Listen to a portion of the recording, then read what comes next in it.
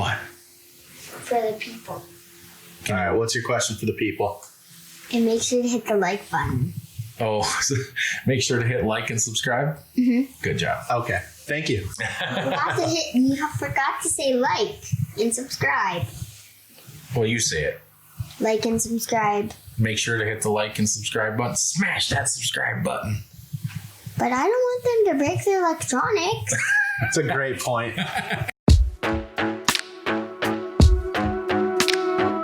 Hey guys, welcome to Real Talk with Fish Addictions. We got a special guest with us today. He's been kind of wanting to join us. His name is Alexander Olson. Say hi, Alex. Hi.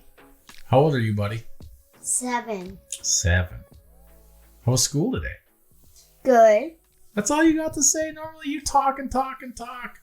Oh, guys, we got a good episode for you guys today. We've been doing a lot of stuff lately. We have. Trying to get stuff ready to hit the ice season, get going, get stuff put together, and then I decided to do some random things. I just cannot get away from deer hunting. I love deer hunting. I don't know why, but I've got this fever this year to just continually sit in the woods. That's not a bad thing. No. Until we start getting really good ice, it's not a bad thing. You know, this is crazy. It's hard to get, I'm excited for ice fishing, but I get excited, I start going, and then today we have 47 degrees. Yep. And it's back up. And then at one point today, I looked at the weather for next week. 43, 44, 47, 48, 39 for highs. It's what is going on? Can we get out and just go? I mean, we're starting to do some planning, getting stuff put together. But did the camera turn off? No, it did. It's still flashing. The screen shuts off. Yeah. Oh. So that it saves battery. Yeah, we got our little helper making sure cameras keep rolling so all you guys can see our pretty faces. Except for those of you that are listening on Spotify. Yeah. Then you can check us out on Facebook. But so I think we got to make that transition. At some point, I think you told me yesterday, you're you just need to just put it away, put it in the gun safe, and be done with it. But the problem is one of my favorite places in the world is our hunting cabin. Yep. Our hunting shack that we turned to an old granary, and that's mouse infested. We've seen little ferrets in there before, weasels, whatever. And now we've spray foamed it. We put a furnace in it. It's still roughing it, but really nice. It's like glamping. Mm-hmm. What is glamping? Do you know what glamping is? Mm-hmm.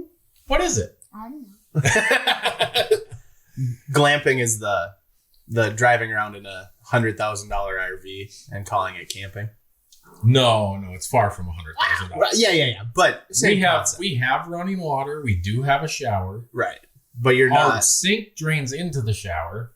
Our heater, we had a wood stove up to this year. We did spray foam it this year. We have beds, but the mattresses are from truck sleepers. We literally went to a place. We went to a place that has destroyed trucks. Yep. And just a salvage took yard. the mattresses out of the sleeper cabs. It's almost nightmarish at night because there are stains. Yeah. There are things but we cover it and forget about it. We're at Deer Shack. Yeah. Mm-hmm. Do you like the Deer Shack? Yes. Why? Because you get to go hiking in the woods and see a lot of deer. Yeah. You're getting to the age to go deer hunting, aren't you? And you get to find racks. Last year I found one side of a rack. Yeah, you did. It was a big one too. Yeah. And it was a 4 or 5 pointer. It's actually right over there. Sitting. It's, Thor found it just the other. It's the not other day. just right over there anymore. It's been moved several times. Okay. Well, it's still in here. We've kept it for It is still here somewhere. It's pretty awesome. It's made its. Remember when you found that? Yeah. We were on the other side. We were on the south side of the river. Uh-huh. And we weren't too far from the bridge. No. And the skipster got stuck. Don't tell people that. It's a good story. Very stuck. Not just stuck. Very, very, very stuck. And we're not going to talk about it because... And we were there the whole afternoon. Yeah. It took us... And I got in a battle with a gardener snake. What? I didn't fought a snake? That. A gardener snake. You fought a snake? Uh-huh. Did you win? Yes. Nice. I just whacked him with sticks. That's why you heard me scream. I hear you scream a lot. Come on, Dad. And You're gonna embarrass him. after that, I came running down, and then I tripped over something, and then right in front of me was the rack. Yeah, and then you brought it back. You're like, Dad, look what I found. I'm like, oh, wow. That was a big shed. It's actually called a shed. I know. Wow. It's also kind of funny to hear him say that he's finding racks. Thor. But anyways, I'm going to move you forward, bud. Yeah. But anyways, we've been busy. We have. Trying to get deer hunting off the brain, trying to get ice fishing going. I think this will be the last weekend of deer hunting. So when you guys listen to it, it'll be the weekend before. As long as you don't go out and buy a bow tag, I think you'll be okay. What? Well, there's still actually one more weekend of muzzleloader after this. But I'm kind of committing myself. I'm committing myself to ice fishing. I'm actually really excited to go ice fishing. It's just, I don't like to fall through. And I don't think, obviously I'm safe enough where I don't think I would fall through and with float suits and blah, blah, blah. But Don't do that. don't do that, buddy. It's on. So, but we're outfitted. We're ready to rock and roll. And actually, it helps to do things like what we did today. Went to runnings. Well, so let's start back from the beginning. Yesterday. It was yesterday. Thank you, my turn. It's almost your turn. So hold on. I'll have some questions for you. We've got a good... It's almost your turn. So, as I'm reading emails yesterday, we've been talking about doing a vlog series. And just like ice fishing, we have not really gotten in the groove because there's a lot of things to do behind the scenes with Fish Addictions to ramp it up, to get going with it. It's not just like one day we just decide to go fishing and what have you. We got the camera guys, we've got the editors, we've got sponsors, we've got things to put together. I mean, there's so much that goes on. You have to get through the holiday season. Yeah, with and the family. most of the time we're at shows right now. Yep. So we're kind of ramping up with that. But now this year, obviously with the COVID stuff, it's not happening. So, but yesterday I'm reading emails, and like every year I get emails from, normally it's from a wife about a husband. Like, hey, Mike, love your show. It's one of the few, this is what we get a lot. It's one of the few shows that I can watch with my husband. It's entertaining, blah, blah, blah. Thank you.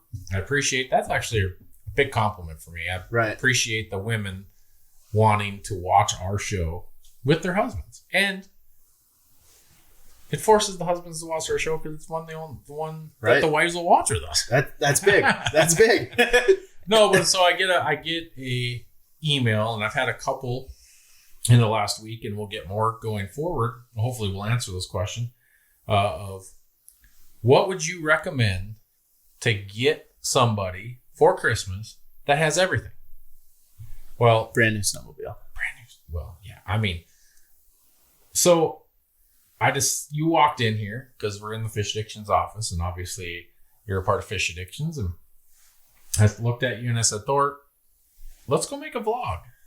And you're like, about what? About what? What are we? We're going to go vlog a Christmas shopping list, but not just here's a house, here's auger, here's this. What I wanted to do is do something different. Like, what are the things maybe the guy that you think has everything doesn't have? Mm-hmm. Some simple items. Some new lures. Just different things that maybe they don't have. So, but in doing that, I love kids. I have 4 of them of my own. I'm a stickler for getting kids.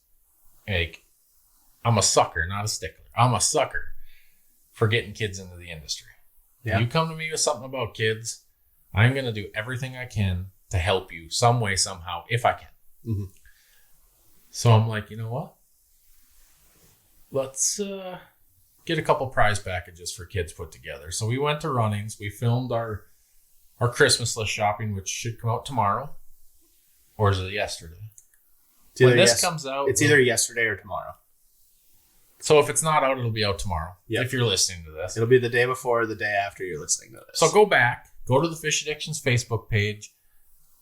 Check out the vlog, the Christmas list vlog about buying for somebody that's hard to buy for because they have everything. Obviously, ladies, if you're going to go buy something, none of us are going to be upset with a new house or a new auger or a new rod or new electronics. No. But those are pretty spendy, pretty pricey, and maybe not. Well, frankly, that's something we already have. So and a lot of preference goes into houses and augers. Where that is a very good point because like when I buy a house or an auger or something like that, I want to research it. It's kind of like your mom buying you clothes, right? Like you never wear the clothes your mom buys you. Well, and unless you've given her that list. Well, yeah, and my mom did buy me a flip over fish house one time. But I'm a pop-up guy, so I appreciated it, but I'm not going to use it as much just because I don't fish with a snowmobile and things like that. And at the time I didn't even have a pickup. So I was trying to fit it in the back of my SUV and it barely fit. And so the moral of that story is, ladies, if you're buying for your husband, your kid or something like that, watch the vlog. Yeah. Go back, watch the vlog. We'll help you out. Some simple items that an everyday ice fisherman will need and may not have. Probably has a house, probably has an auger, probably has electronics. Yep. So, but in doing that, in our giving spirit, and Christmas is coming real fast, we decided to put 2 prize packages for kids together. If I remember right, there's a rod, there's ice scoop, there's rod socks, there's line, there's jigs, there's a tackle box. And there'll be 2 separate prizes. Everything that they need to go fishing with mom or dad. Yeah. Or their older siblings. Yeah, somebody that has the other stuff. So I'm excited about that. That's a lot of fun for us to do, and hopefully it gets 2 kids out on the ice and into fishing. Maybe they've never ice fished before. But so we decided that go back, watch the vlog, or you can comment here. Should we do a comment here? Yeah, either here or on the vlog. Here on the vlog, a picture of your kid fishing with a fish. Doesn't have to be with a fish, just fishing, having fun on the ice, sleeping in mom's lap, sleeping in the corner of the ice house, sleeping in the front of the boat. Doesn't have to be ice. My brother, who almost never fishes, he'll come out in the boat every once in a while. We took him sturgeon fishing a few years ago. I think we were on the water for 6 hours. He slept for 5 of those hours. And he caught all 6 sturgeon. Oh boy. That weekend. That's tough. Sleeping with a rod in his hand. At least he was deliriously humble and passed the rod off. So the rest of us got to, catch sturgeon also. Alex, you look bored over there, buddy. Yeah. What do you want for Christmas? What's on your Christmas list? Sit up by the microphone. What do you want for Christmas, man? Since we're talking Christmas and it's right around the corner. What are you asking Santa for? Hey, Al, don't play with that.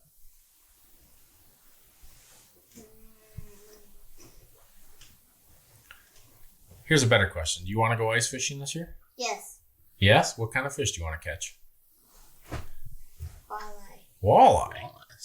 Crappies? Bluegills? Walleye. You're a walleye snob, huh? What kind of auger do you want to use? You want to use a hand auger? Yeah. What? That's probably good for you. You've got lots of energy. We get you that hand auger and just say, Al, drill a line of holes going this way. And you know what's funny about you? What? You'll do it.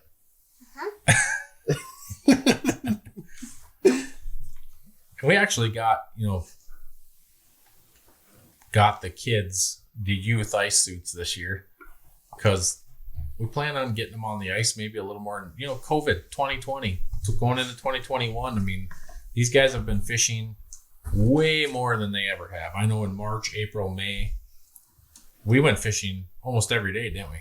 Yep. Yeah. Did you catch any? Nope. No? What? I got the biggest one of the day. Yeah, he did. One day we went out, he caught the biggest fish of the day. And you caught one spring fishing in the walleyes when Dad was helping you. What? But we went every day. What? Short-term memory loss? No, when was it? When we were at the river. Where the waterfall was? Where the campground thing was? Remember we had to drive back? You guys ran up that big hill? But there's no waterfall. Well, it's kind of a waterfall. It's like a rapids. What? In the river where it goes over the rocks. It's like a rapids there. I don't want to give the spot away. It's a secret. Do you remember though? Is that our campground? No, it's not at our campground. Remember you guys climbed that really big hill, all the kids did? Oh, that place. Yeah, you caught one there too. You caught a walleye there. Yeah. And I you got thought I snag. And you got snagged a Snagged lot. in the weeds a lot. Yeah, yeah. Been there. Been there. That's where I learned to cast. Yeah, that's what we really worked on was casting, didn't we? One time my jig broke, but we found it. Mm-hmm. And I tied it and I went down to the waterfall. And I just went it through the cracks to see if I could catch. And you lost it again. No. I thought you were going to ask me some questions. What kind of questions do you want us to ask? You didn't want to tell us what you wanted for Christmas? I was thinking. Well, you keep thinking. You keep thinking. We're going to answer some other questions. So anyways, guys, obviously we like to get kids involved. Oh, and I found it. Oh, okay. A mini ice fishing house. A mini ice fishing house that just you can fish in? Mm-hmm. I got you covered. We got you. Did you sell that one? No. The wide one. I kept it for you. It's out there in the shop. That little one that's like this wide? Yeah. Yeah. What happens when you catch a fish bigger than that, though? You can't catch a fish bigger. What? You got a dream. Yeah. And a rod. You already have rods. A bigger rod. A bigger rod. I have those little tiny rods. Well, Those are that's for ice ice fishing, man. Do you never watch Fish Addictions TV? No. What? I've watched your, what was it called again? Fish Addictions TV. No, like this. Podcast. Yes, podcasts before. You've watched the podcast, but you've never watched Fish Addictions TV. I've watched. You're supposed to be one of my biggest fans. I think you're lying. What's your favorite episode of Fish Addictions TV? The second one. That's a good one. The one where you were in? Yeah. Oh, yeah, of course. The one you're in. Don't kick, buddy. So, anyways, back on track. Al's wanted to be on this show so bad. People are going to love you, Al. He just got a haircut yesterday. Yep. Nice. Yeah. So- Thought he was going to go with a mohawk to school today, but he didn't. And I want a gun. Yeah, well, you're not quite old enough for a gun yet, but we'll work on that. So, We'll talk your mom into it. Okay. It might take us a couple years to talk her into it, though. yeah, we'll see if we can get Mom convinced. That's a long-term Christmas request. Yep. All right. He's pre-planning. Yeah. He'll probably try to steal the kids' package that we have to give away. We've got it hidden from him, though. Yeah. It's on a top shelf. You can't reach. Where? We aren't going to tell you. Well, anyways, you said there's a few questions out there that guys have from previous podcasts. And guys, if you like this podcast, please subscribe. We're going to be doing this as much as we can, hopefully every week. Every week. That's the goal. Every week. We're going to do it every week. We're going to do it every week. Sometimes it might have to just be me. Thor says we're doing it every week. Every week. We're going to get a podcast in. We're starting to get people lined up to get on with Yep. us. We should have plenty of guests coming. We just kind of wanted to kind of feel our way through the first few. Yeah. And this is what it's going to be. If you guys have caught the episodes beforehand. I have one question. What? For the people. All right. What's your question for the people? And make sure to hit the like button. Oh, make sure to hit like and subscribe. Mm-hmm. Good job. Okay. Thank you. You forgot to say like and subscribe. Well, you say it. Like and subscribe. Make sure to hit the like and subscribe button. Smash that subscribe button. But I don't want them to break their electronics. It's a great point. It's a great point, folks. Don't break your computers. All right. So after the first podcast, Sam Pogel had a question after the first podcast, wondering how you do your deer land management with food plots or trail cutting, fences. Fences don't seem to work very well, but so I would call it QDM, quality deer management, is kind of something I roughly base off what I do. Yep. But I think the biggest thing, and you read, I've read countless articles, that kind of stuff, and I don't follow anything to a T. But where I have my land, we have a river running through it. We have bedding areas. We have everything the deer want. So it's more, for me, I think it's been being selective. Where I hunt, it's one giant food plot. There's corn, there's sugar beets, there's beans, there's wheat, sunflowers. We have a little bit of everything that the deer like. So as far as them staying on our property, that's not usually the issue. The issue is making sure that the deer that are on our property are getting to that age of maturity. There's a lot of people that will roll their eyes at big buck hunters. Well, I'm sorry. We put a lot of effort into this. This isn't going out and just shooting a big buck, because this doesn't happen every year. It just doesn't. It's been quite a few years, not quite a few years. I've shot some nice deer, right? But not to the quality that we're getting now, and the quality and quantity. And it's letting those 2.5, 3.5-year-old deer walk, which is pretty tough when you're living and hunting in an area where in Minnesota you get buck tags automatically, and some are doe draws. Our zone has been a doe draw for a lot of years, so if you wanted a deer in the freezer, it needed to be a buck. And a doe draw, you didn't get a doe tag. That wasn't an option. So it took a lot of years sitting there and eating tag soup, and now it's starting to pay off. We're having several bucks on our properties that are mature and nice. So I think, for the most part, it's definitely about just being choosy and a little picky. Set a standard for yourself and let those deer walk away if they're not to that standard. It is so tough, and it's fleeting passes, and it's honestly, it's the ones where you take a shot that you don't know for 100% sure it's a buck you want to shoot or not. And now, if I'm not 100% sure that's the buck I want to shoot, I don't pull the trigger. Mm-hmm. I have to get a good look at that deer, because it's happened many times over the year where you pull the trigger and you think that deer is bigger than it was, because you didn't get a good look at it. You got to look at it. You saw a tall rack, and then it's not even outside its ears, but it's really tall. Hits the ground and shrinks a lot. Yeah, and then you walk up to it and you're like, oh, that would have been a giant next year, right? So you're looking at, if you shoot a deer that's like, man, next year that would have been a stud.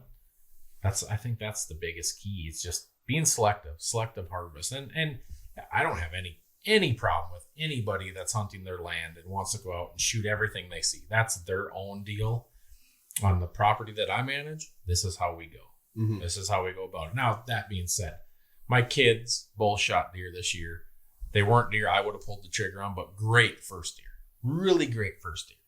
And that's kind of the rule. Their first buck, shoot whatever you want, and they make the decision whether they pull the trigger or not.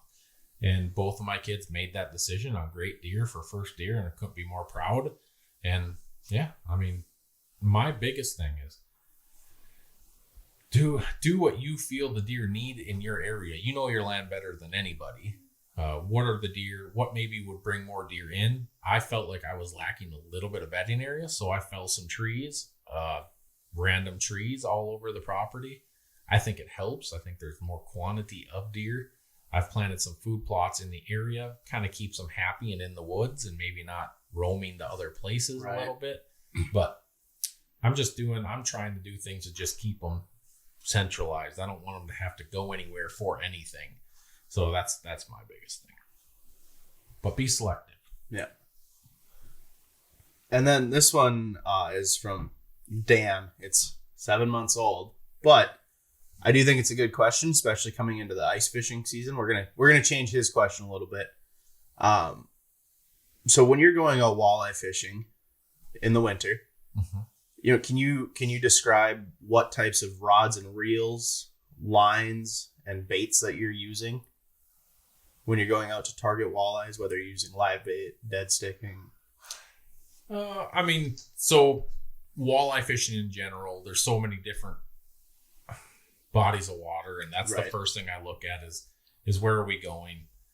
What depths are we going to be fishing at? What are the size of fish that we're realistically targeting, right? I mean, I'm not going out to every body of water thinking there's a possibility I'm going to catch a 30 plus inch walleye or 25 plus inch walleyes consistently. If I'm going to Lake Winnipeg, I really don't bring any live bait. It's rattle baits, it's medium to medium heavy rods and 1,000 reels, and heavy. Well, I personally like braid, and then I put like a 2-foot mono or a fluorocarbon leader on there with a barrel swivel, so I'm not tangling up. And so, I mean, there's so many different options for it. Like if I'm going to Lake of the Woods, I'm using a medium 32 inch rod most of the time, and using a lot of minnow heads or setting up like snare rods and that kind of stuff.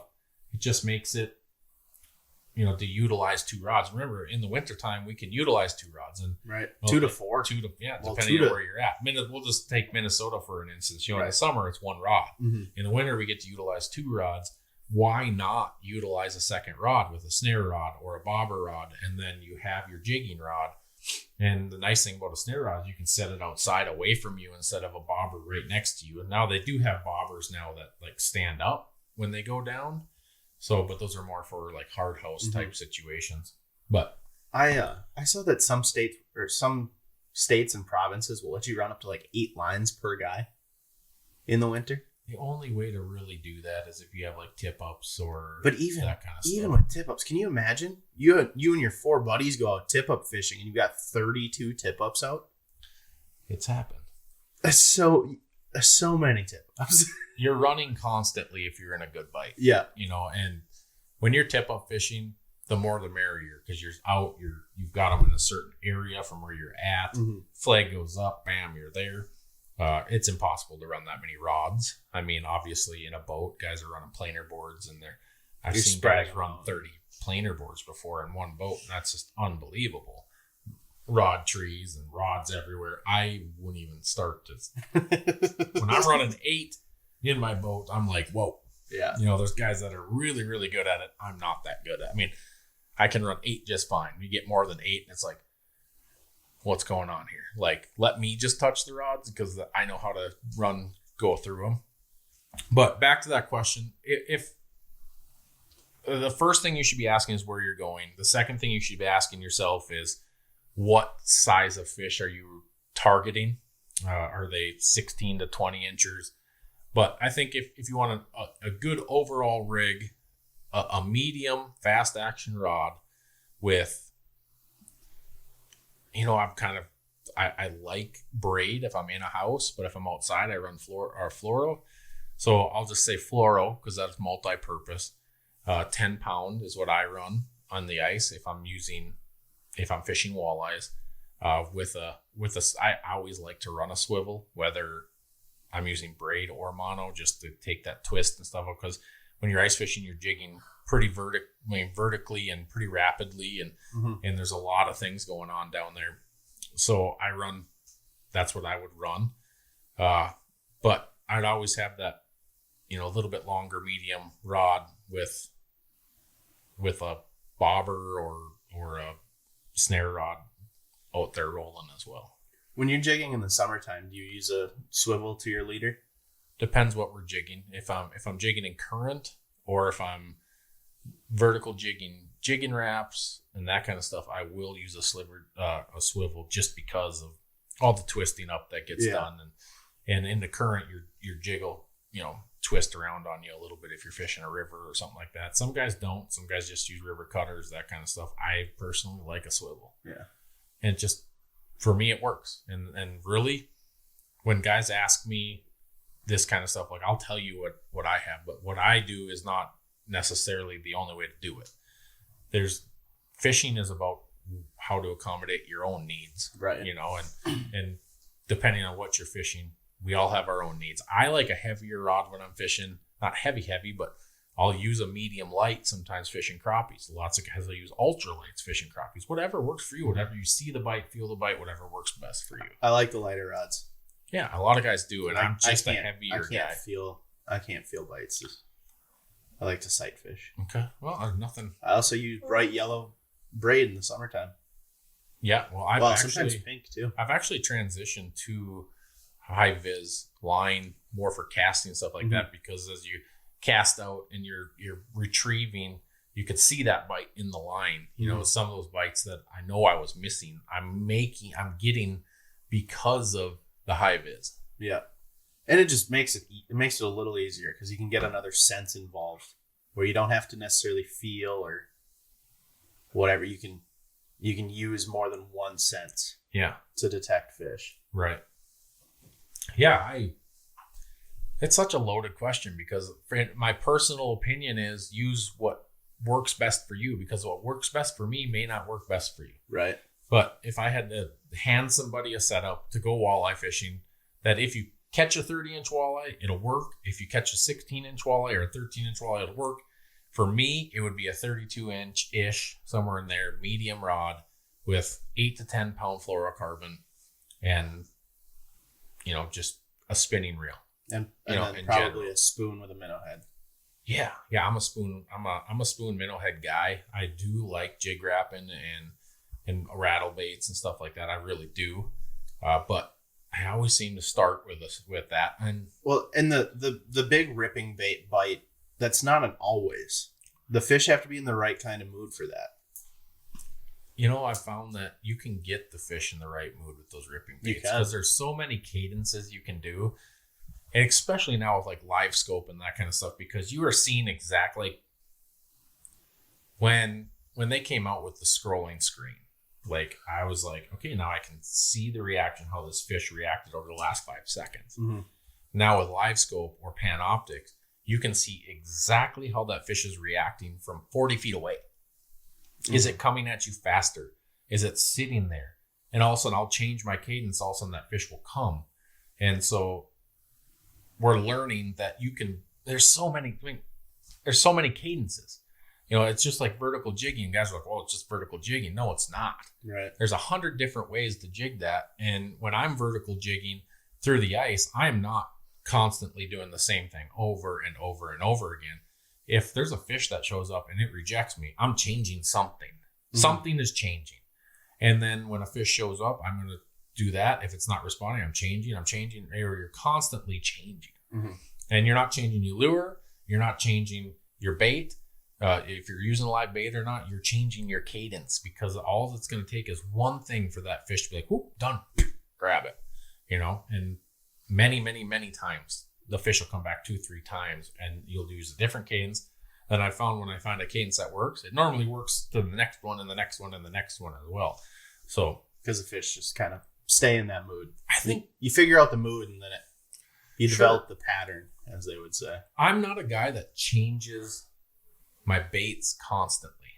I'm a guy that changes what I'm doing constantly. Mm-hmm. And I don't know if I got into that because I really hate changing lures. Like, I put that on because I'm confident with it. And I feel like if you put something on your rod that you're confident in, you're going to fish it better. Mm-hmm. Right? Absolutely. So if I'm just constantly changing, then I'm never really figuring something out. Now, there's guys around me fishing. If you're fishing 30 feet away from me and you're catching a bunch of fish, then I'm going to be like, Thor, what are you doing? And then I'm going to learn something from it. Well, I'm probably going to be taking a nap in the snow. Yeah, well, letting the wind jig. If you're catching a bunch of fish, I'm gonna be like, Thor, what are you doing? And then not only that, but like when we're out fishing with all our friends, like there's groups of guys I've been with. They're like, well, I don't know, I'm catching fish. Well, it's like no, in our group, it's like I'm doing this. This is the color I'm using. This is how I'm hooking it. Like we all want to be successful, right? And it's a lot more fun when we're all successful. So that's like number one, I think. So speaking of not liking to change out lures frequently, how often do you re-spool your rods and reels in the summertime? In the summertime? Yeah. Every tournament. Okay. Depending if how much I use them on the last. So like my trolling reels, that kind of stuff, they get spun up and spool, so, and then not only that, but when you start spooling line off, you start doing that kind of stuff, the counters get off, because we're spooling these reels, and then I'm putting 100 feet out to make sure that my counter is where it needs to be. And if it's not, you got to start over, because if you're putting one out at 100 feet, that one might be exactly 100. The next one might be 90. So pretty much every time, depending on use. If the rods that I used heavily before, I'll change out. I watched an interview last night with Seth Feider and John Cox, both guys that fish bass professionally. And John Cox he'll change his line out almost every other day. Ooh. During tournaments. Nope. And he said that. He said, well, I might have a problem.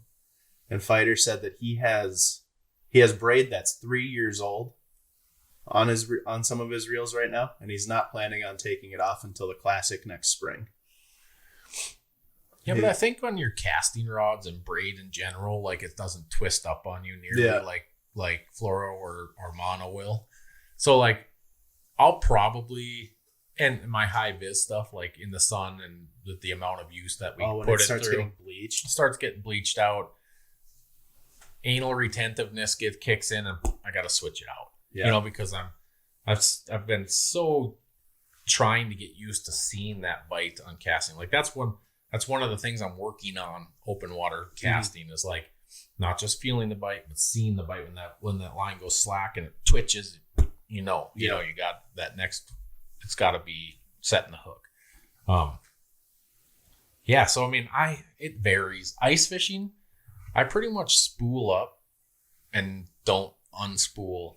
I don't re-spool at all during the season, right? Unless I'm going from like panfish rods where I've really clear lake, I'll do a 2-pound test, and if I'm going to something else where I think I can get away with 3, I'll go to 3, because I hate when you're inevitably when you're fishing panfish, you're going to catch the pike. I'd rather land the pike than lose the pikes, and it's amazing what 3-pound line does versus 2-pound line. And it's not just losing the pike; you also you almost always lose the jig too. And it's usually the jig you want to have on. Mm-hmm. And you only have one of them. Doesn't matter how many of them you buy, you only ever have one of them the day it's working. Right. So, long answer. But yeah. No, I'll re-spool. Trolling rods for sure. Mm-hmm. I re-spool constantly. Casting rods with braid on it, not that often. Casting rods with... Drake Hurd has actually got me into using 6-pound test for casting, and I like it, but I literally have to change my line all the time. And I hate respooling. I run 8 to 10 on all my spinning rods in the summer. Braid or mono or what? Braid. Yeah. See, but I'm running 6-pound mono. And it's just one of those things with jig wraps. If you have never jig wrapped vertically or casting with mono, try it, because I don't care who you are. You can say you use braid and you don't lose fish. You're filling me full of crap. I have lost so many fish on braid jig wraps even with a mono leader. Yeah, because basically what happens is when you hook into that fish, it stretches. And it has that much more forgiveness. If that fish is swimming towards you or does something you're not ready for, it's still tight because it's got all that stretch in there, so it keeps itself tight. Man, it feels like you're jigging a rubber band, and it takes a lot to get used to. So just try it Just stick with it and try it. I tried switching some of my jerkbait rods to straight fluorocarbon this year, and the first time that I casted, I don't know that I actually moved my jerkbait because I just kept stretching it and stretching it and stretching it. I don't know if my jerkbait ever moved except for when I was reeling. I think it just took all that stretch and just the jerkbait just sat in place. I was like, they say you're supposed to use it when you're throwing jerkbaits. You're supposed to use fluorocarbon. Well, imagine throwing a heavy, jig wrap like you're doing it, and when you have braid on, you can feel it. It does its thing, swimming along. It's doing when you ripping back with mono on, it's like, and then you kind of feel it. Whoop. It's like it's a delayed reaction type thing. Yeah, and it's a little weird, but I don't throw jerkbaits enough to have gotten used to it. I've never thrown a jerkbait. I throw them for like a week and a half a year. Looks like you got something to say, Al. No? Do you want to go and play with the kids? Yeah. Go ahead. Thanks for joining us. Thanks for being here. Yeah.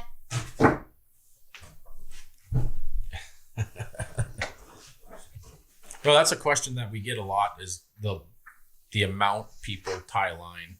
I mean, I do check my line quite frequently, like when I'm letting line out, looking for bad spots. If I find a bad spot, I'm going to cut it and redo it. But if there's enough line on there to keep fishing, honestly, I'd probably keep running it, ice fishing scenarios. But I think that's one thing, especially like lake trout fishing, pike fishing, big walleye fishing, is people probably don't check their lines enough because when a fish will swim underneath a hole, the line will dig into the ice and actually dig, and you can fray up pretty fast. Yeah. So I've lost plenty of big fish. Not checking my line. I have a very specific memory. I was out fishing and I was throwing an X-Wrap, and I was reeling it in, and I saw a big pike, and I wanted to catch the big pike. So I cast it. I went to cast back out immediately. And as I did, I saw a spot on my line that was frayed.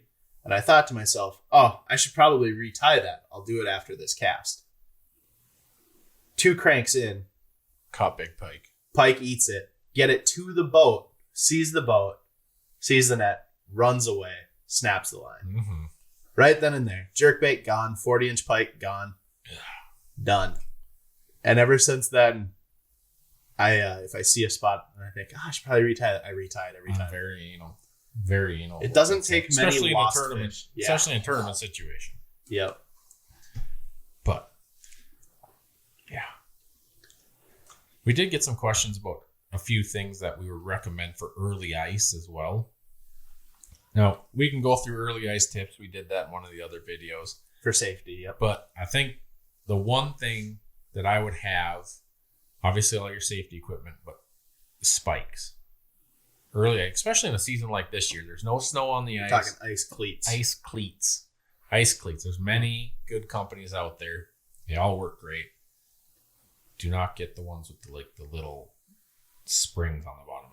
I personally don't like those. But I've even done the put screws in my boots, which works just fine. Yeah. Get yourself some kind of traction, because I personally have been knocked out on the ice. We were actually up at Lake Winnipeg, and it had gotten warm, and it was just pretty much bare ice with a few snow drifts here and there. And I forgot my spikes, and we were up there filming, and I was with my brother and a few other guys, and I took a fall on the ice and knocked myself straight out. It's the only time that was the moment I was like, my brother loves me, because he came running from the story I heard. Because I don't remember anything. Yep. Like, Aaron, our camera guy, sees it happen. My brother sees it happen. Jim Richter sees it happen. Anthony Kleinwalker was there. And I fall and just nail my head, and I am out cold.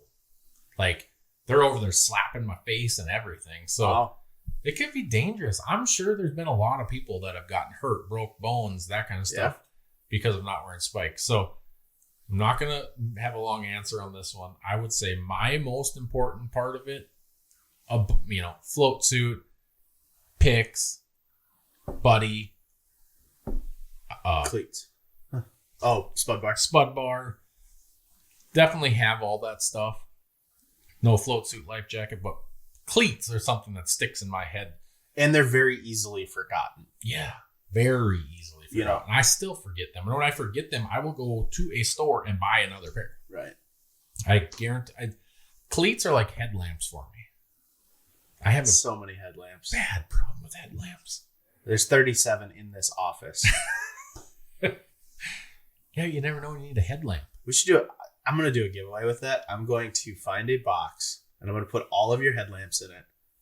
And whoever guesses the closest is going to get How many headlamps? Yeah. They might even get the box of headlamps. Yeah, but so you can need a start headlamp over. for every situation. If you're tracking Yeah, but they're deer, all in if you're your fishing office. at night. But they're all in the office. But if you go to my pickups too, then they're in there too. And what if I see them in my office and I'll remember to throw them in my bag? But no, you see them in the office, then you remember 2 hours later, like, oh, that's right, I needed a headlamp. And then you buy another one. Well, where are they at, Thor? There's 4 in that drawer. There's at least 3 on the couch. And there's a couple in here now. So, I have a headlamp problem. First part of it. I admit it. I like headlamps. I have a headlamp fetish. Not really a fetish. I don't know if you should call it a fetish. No, it's not a fetish. It's But I gonna have an obsession with headlamps. Okay. You know, you have some that are like 200 lumens, some that are 400 lumens, some that are like spotlights on your head. Yeah. You A ever- good headlamp is very important Yeah. for almost everything.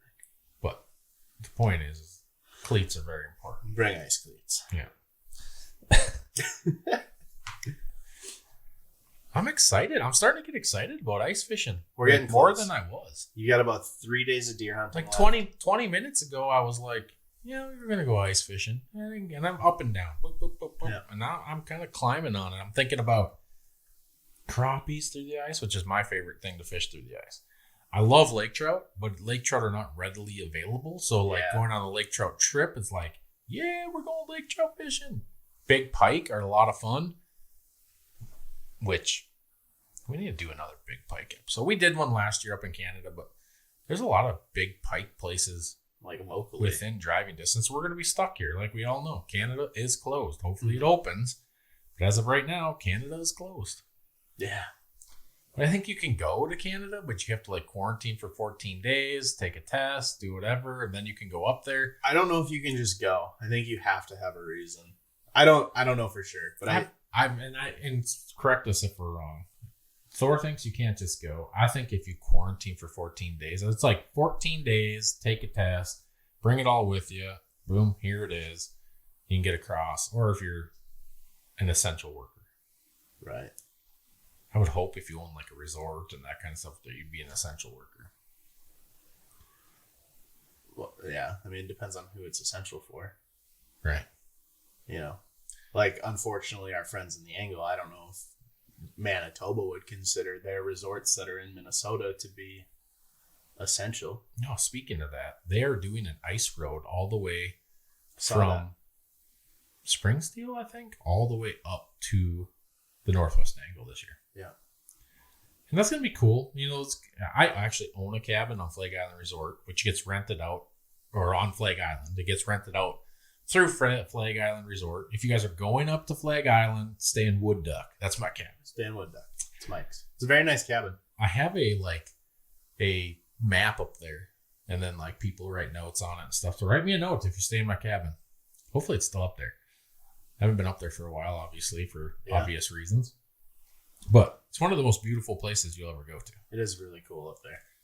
The crappie fishing, there are crappies on the U.S. side. They're a little tougher to find. Mm-hmm. But we should do an episode on that this year. That would be fun. And the eel pout spawn. See, I don't know much about the eelpout spawn up there. I know the spot that they say they spawn at. I also know that spot is very dangerous. It's sketchy. At best. I mean, I've driven my vehicle. I Hey. mean, it's sketchy enough that I don't want to recommend it to people, but like, I've driven my SUV across it. No comment. But that would, I mean, from what it sounds like, you know, I've never timed the bite right. No, but in all reality, like we're talking about this right now, and I'm just thinking in my head, you know, like you can't go to Canada. Can't go to Canada. So the closest thing you can get to Canada is going up to the Northwest Angle. Now there's going to be a road going to these resorts. Yep. So you got a place to stay. I know for a fact that the resorts are going to be feeding people. You're not going to be able to go in and eat, but they'll deliver to your cabin or takeout, all that good stuff. Just like being in town. Yeah, just like anything else. And here's the thing. With kids not being in school, with parents working from home, it is going to be very, very, very busy on Mille Lacs, Lake of the Woods, Red Lake. So if you want to go to the Lake of the Woods and you want to put a little effort into it, go to the Northwest Angle. Yeah. Go visit Flag Island Resort. They've got really good food.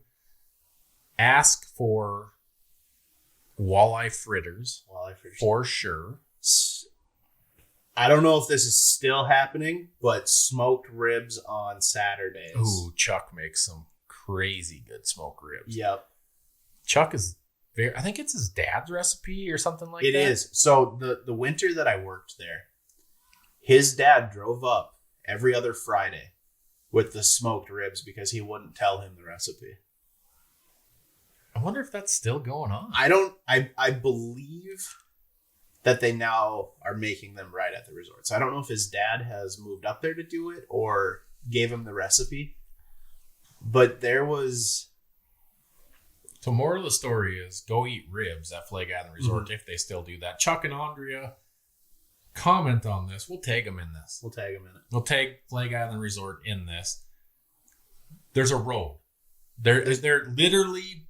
There is going to be a road. The road is not there yet. No, it's not there yet. Don't go. But there is going to be a road all the way. And we'll find something to post with this for information on this road. Because, guys, think about it. Where else can you go right now that's that close to Canada? I mean, there's awesome destinations, but they're going to be crazy busy. If you want to get away from it and have awesome fishing, because Northwest Angle...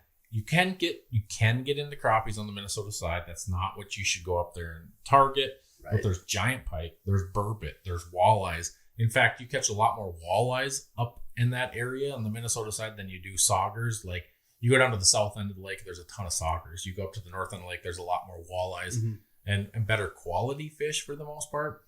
Plus, you're going to be able to drive your vehicle all the way out there. Now, from what I understand, they are not allowing wheelhouses out there because you actually have to go across the lake. Sounds like you're going to go up onto a snowmobile trail, through the woods, and then back down onto the lake, basically. You're going to cut a few miles of the lake off. You're going to have to go through Garden and... No, they're going to cut it like right up the line. So you'll go across the lake, up onto land. And that's what it sounds like it's going to be. But it's going to be a fairly user-friendly trail. Get in your vehicle. You go up there. Patronize the resorts that are up there. Flag Island has great food. I'm assuming they're going to have their bombers and their ice houses and all that stuff running. Sounds that way. We actually had a meeting with them the other day, and they're excited to get people up there. Now, that being said, that road is going to be a bear to maintain. Yeah. I'm guessing it's going to be a lot of road, but if anybody can get it done, those guys up there are gung-ho to get it done. Well, because they run one from the Angle to Kenora during most years. Yeah. I mean, that's a little different. It's a different beast going from the south to the north than it is from the northern Minnesota through the islands. You have wind breaks, all that kind of stuff. But they do have it figured out how to do. But here's my thing: plan your trip up there because you will not be disappointed. You get up there and it's like it's so beautiful. There are islands and wolves running around on the ice and just so much going on up there. And it'll be worth the 20-mile car ride across the ice. Yeah. And I guarantee they're going to have that road like a highway. Oh, yeah. Do you think we can... I think I got an episode idea. Uh-oh. So Jay Siemens has joined the Eskimo team this year. Ion team. Do you think we can talk Jay Siemens into coming out and we'll fish right across the border from each other? Have a border battle? Yeah. It'd be fun. Just do a straight up border battle. Like, hey, you can go 300 yards either direction from this point. Yeah. And for fish to count, it has to be weighed or something right there at the point. Well, Thor, you hook that up. You get it done. I'm going to have to. That'd be a lot of fun. It'd be so cool. It would be a lot of fun. Yeah, something like that. But I want to not be done with this Flag Island thing yet, because I just feel like it's an opportunity. I feel really strongly about the situation we're put in, that like that is the opportunity.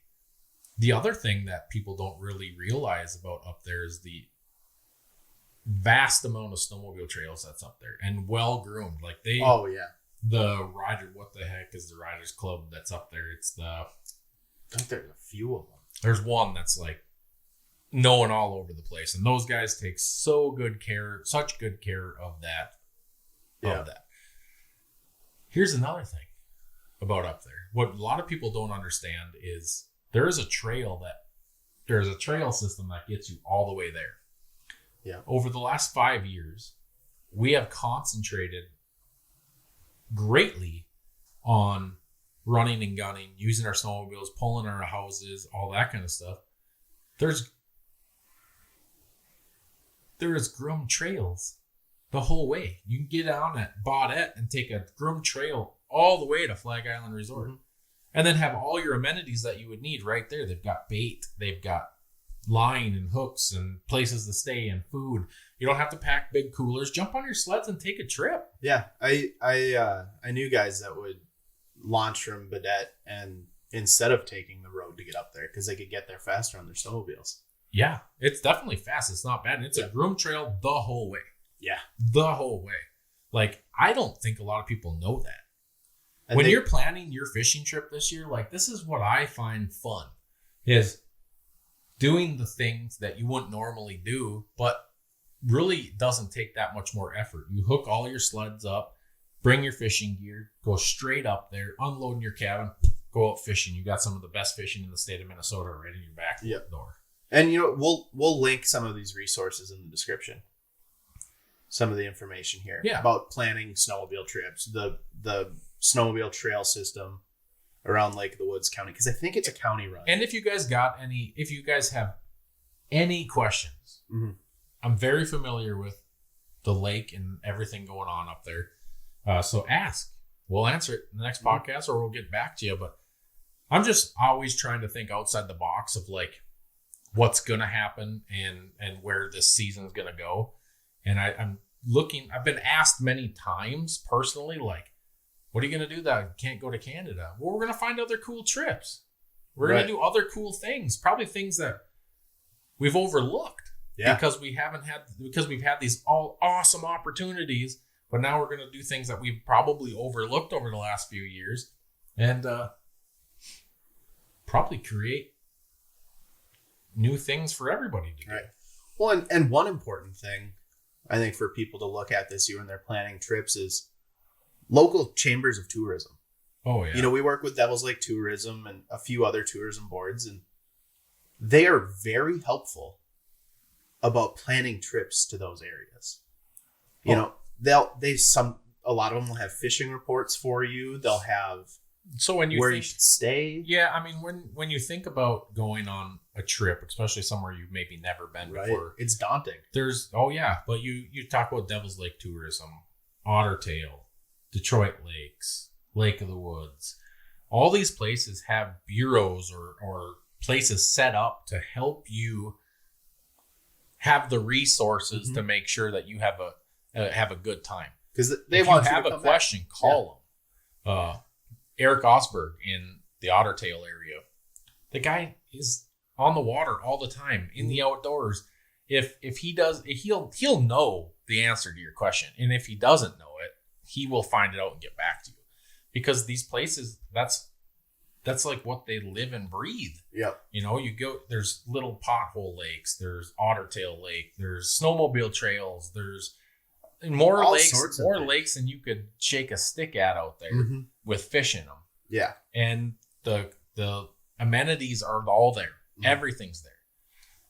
Yeah. They'll get you in touch with resorts, with guides, with... That's what I do when I'm planning a trip for Fish Addictions. It's like, I learned very early on. When Fish Addictions first started, I used to just say, let's go hit this lake. And then we just go there and we figure it out. Well, now it's like, hey, what would you guys like to see if we come that way? I'm not asking for much of anything. I just point us in the direction. Give us some of the great amenities. Let me know where I can stay, where I can eat. I'm going snowmobiling too. Is there trails to this lake? I mean, any question you can come up with, those guys will have an answer. Or they'll have access to the person that does have the answer. Exactly. And they all want tip of the day. Call. When you're going somewhere, look those resources up because they're there for a reason. Yeah. Yeah. And you know what? I think that's a good way to wrap it up because we do have trip planning we need to do. So we need to start working on some of that. I'm planning what bed I'm sleeping at the deer shack right now in my head. One more weekend of deer hunting, Thor. Leave it alone. All right. Fine. One more weekend of deer hunting. And please, guys, if you have any questions, we are sitting here. We're talking to each other. We're having a conversation. Give us some questions that you have.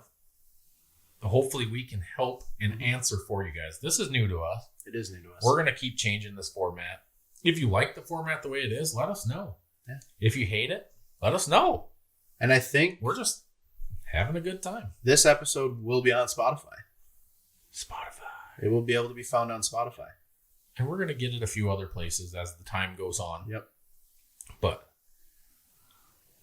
this has been fun, actually. How long have we been going? We've been going it'll be about an hour when we get it all edited up. And I don't even think we hit half the things we were going to hit. No. That's all right. It's fine. Sam Pogel, if you ever want to go deer hunting, hit me up. I know you deer hunt. I know Sam. He's a great guy. Oh. He's part of the Tintus Outdoors guys. Oh, I didn't know that. Yeah, I like Sam a lot. Great guy. Well, thank you guys for listening to Real Talk with Fish Addictions TV. This is episode 3. 3? 3. We've already done 3. Yep. We're feeling our way through it. So if you like it, smash that subscribe button. I had to do it. Alex told me I had to do it. I know, but you forgot. It's make sure you like, comment, and subscribe. Okay. Should I try again? Yeah. No, I don't. So smash that subscribe button. Yeah. Like and comment. All right, we're going to try it again. If you like the Real Talk with Fish Addictions TV, smash that subscribe button, like, comment, and subscribe for more videos coming your way.